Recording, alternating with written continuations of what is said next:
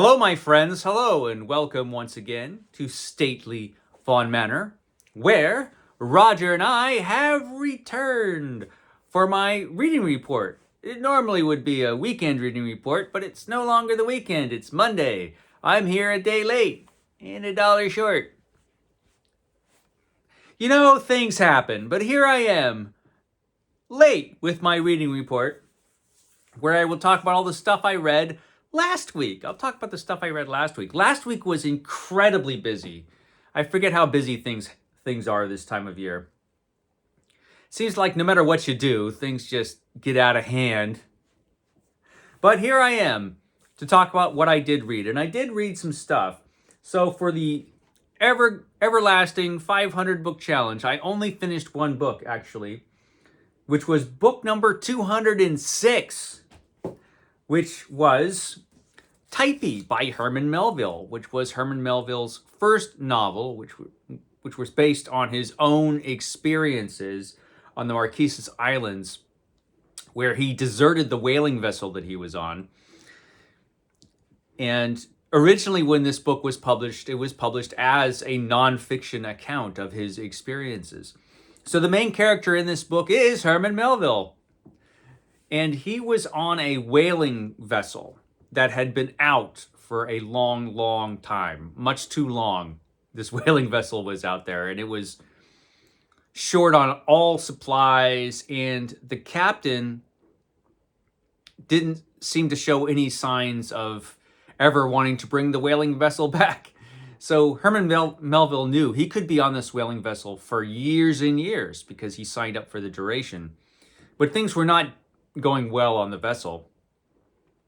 And so he took his first opportunity to escape the whaling ship. And he took off with a friend of his, Toby, who also felt the same way. And they deserted the whaling vessel on this island. But you could see how desperate he was because,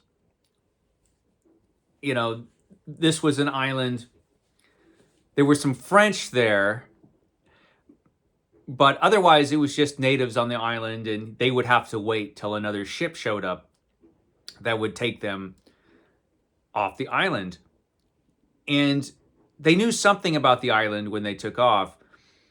And they knew that there was one group of natives that they did not want to run into, and those were the Typee, because they had heard a lot of bad stuff about the Typee. First of all, they were cannibals. They had heard that. Never something to make you feel comfortable. And they heard that they were truly savage. That's what they had heard. And wouldn't you know it, that's the people that they ran into, was the Typee. However, they realized once they had run into the Typee that a lot of what they had heard about them, frankly, just was not true. They were cannibals, but they weren't the type that would just take you and throw you in a pot, It was all the cannibalism that they practiced was only practiced by the chiefs, and it was only with people they had captured under specific circumstances, I think. And it was all very highly ritualized. In their day-to-day life, they showed no signs of that. And one of the reasons they showed no signs of it is because they hid it, because they knew that Europeans just were not into that and found it, horrifying. Now, at this point, Herman Melville had been injured, and throughout the story, his injury slowly gets better, but then it gets worse again. And by the end, he thinks that if he doesn't get medical attention, he could die. So he has some reasons why he really wants to, move on and get away from the Typee. But for some reason, the Typee they do not want to let these guys go. They're very kind to them, actually, and they treat them with respect, and they give them food and shelter and all these things. And Herman Melville learns a lot about the culture, why he's there, and he gives you all of this information in the book. It's really fascinating. But he knows that they're cannibals, and so and he doesn't know why they want to keep them, because they won't tell them. But he also knows that he needs help for his injury. So at one point, Toby leaves and goes to find help, but they keep Herman Melville. Him they'll keep, but they're like, okay, Toby can go, to bring help, but we're keeping you. So Toby goes and he disappears, and Herman Melville doesn't know what happens to Toby. And the Typee are kind of like, he just took off, and they don't give him the full story of what happens. And this makes him very nervous. And what makes him more nervous is that later on, he finds evidence of their cannibalism, which reminds him, hey, these are cannibals. And he finds a package with some human heads in it. And one of the heads is European. And at first he thinks it's Toby, but then he realizes it's not. But still, this freaks him out. So there's this level of tenseness throughout the story, and he feels like he really needs to get away. And eventually he makes his escape. Obviously, he makes his escape. It's a great book. It's really interesting.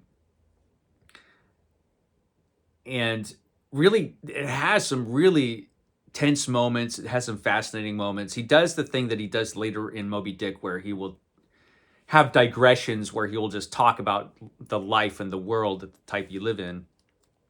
And he's actually very progressive in this book.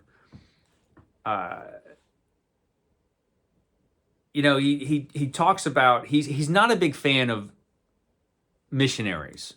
And he feels like whenever Europeans come into contact with natives, they just ruin the natives' lives, sometimes completely destroying their culture.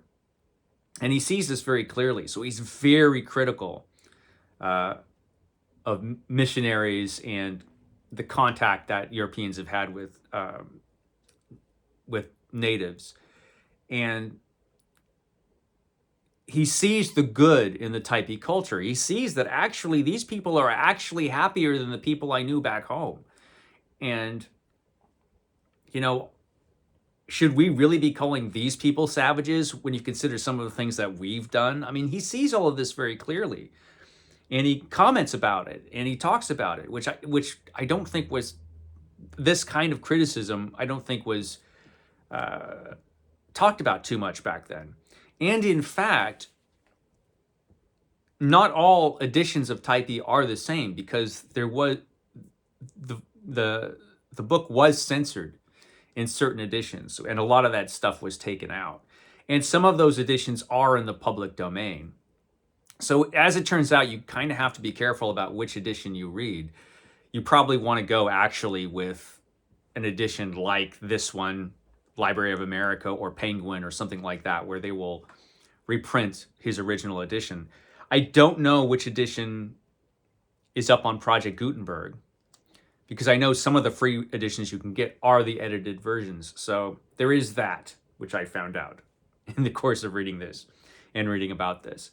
Great book. I can't recommend it highly enough. It's fantastic. So I read that.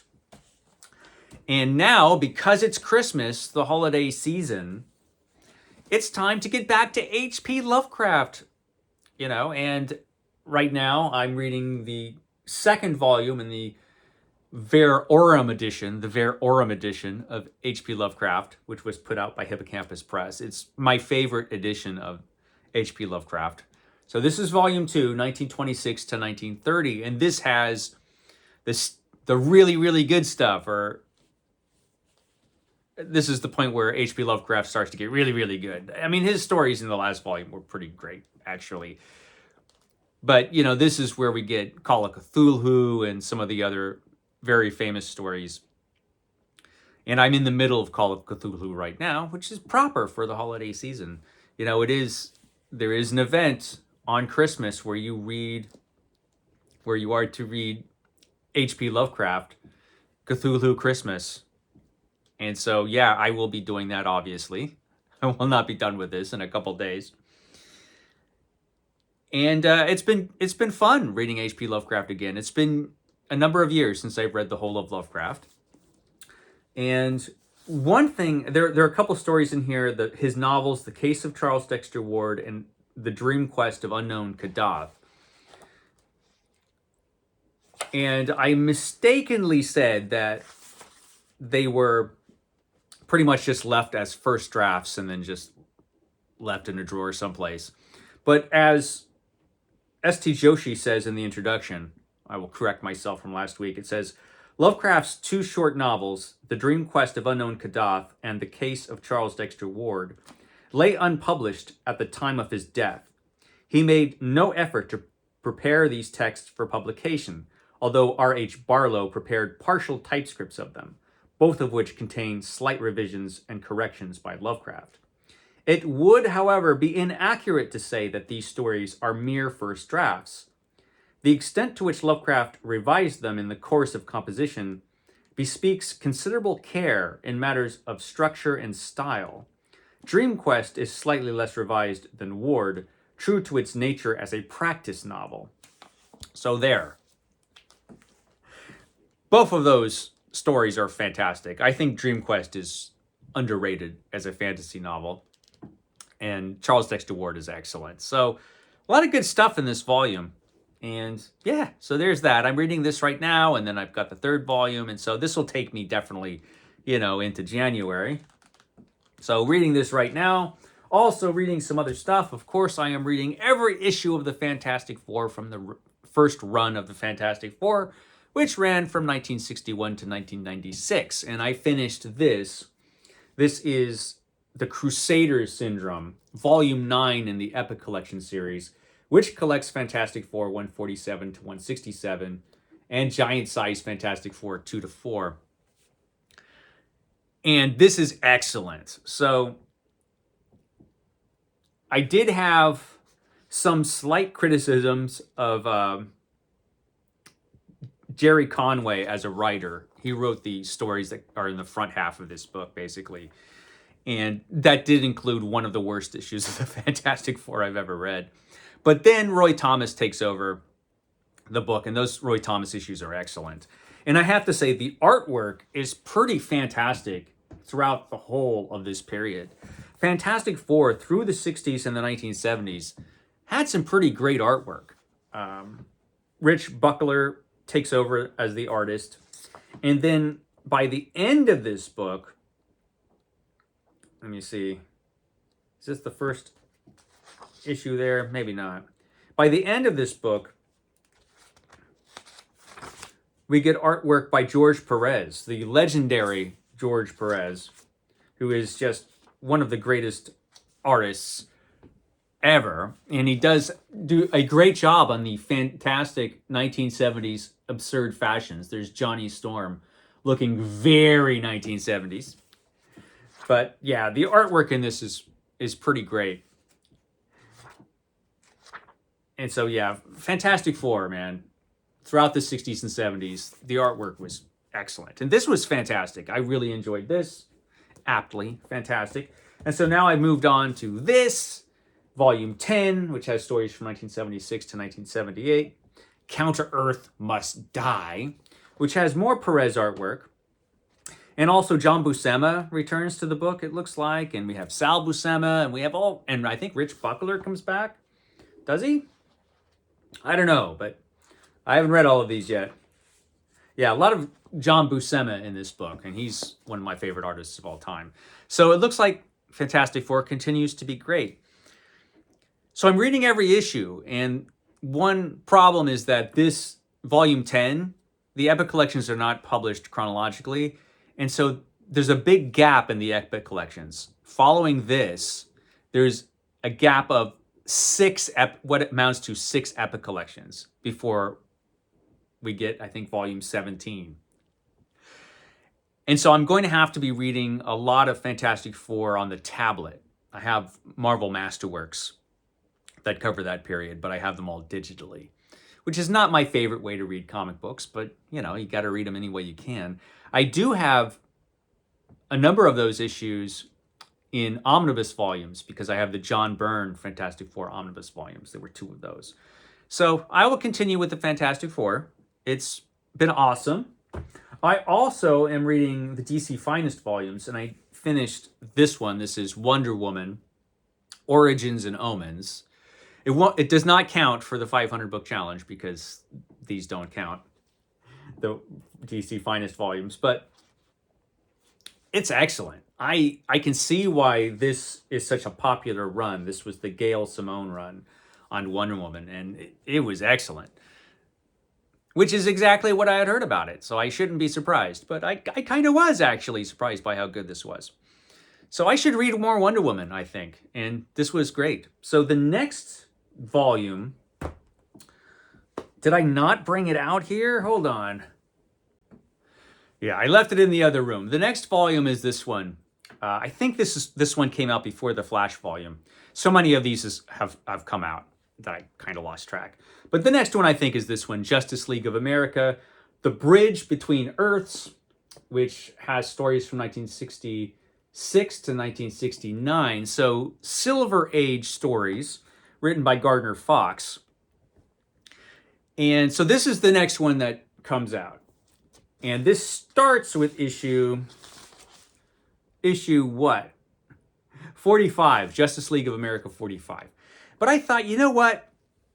Instead of reading this collection of Silver Age Justice League stories, I'll go off the DC Finest volumes just a bit, and I'll read all of the Silver Age Justice League. Why not? I'll read all of the Silver Age Justice League stories because I have them in these 2 omnibus volumes. I have all the Silver and Bronze Age stuff in omnibus volumes. This is the first printing of the became the Silver Age Justice League omnibus. It's the first one, so all the early stuff. So I'm going to read this again. I did read this one before. And then I'll read the second volume. This won't take any time at all, Roger. It's only, what? It only goes up to issue 76. But why not? Look, it's Metamorpho. That's Metamorpho. He's hanging out with the Justice League. So yeah, I'll read all of these. Why not? Why not? So I'll be reading those. And I think that's everything, Roger. I think that's everything. Like I said, it was kind of busy last week. The one thing that I missed out on that I'm going to try to catch up on a bit today is Varney the Vampire. I didn't read any Varney, I don't think, last week because I was so busy with this other stuff. So I got to catch up on Varney's doings today so that I'll have something Varney to talk about next weekend. Hopefully I'll do it on the weekend. I will see you again on Christmas for our fantastic Christmas episode, which is probably not going to be all that great. Who knows what we'll talk about. But I'll see you, and I'll talk to you about something on Christmas. Something. Okay, guys, I will see you next time.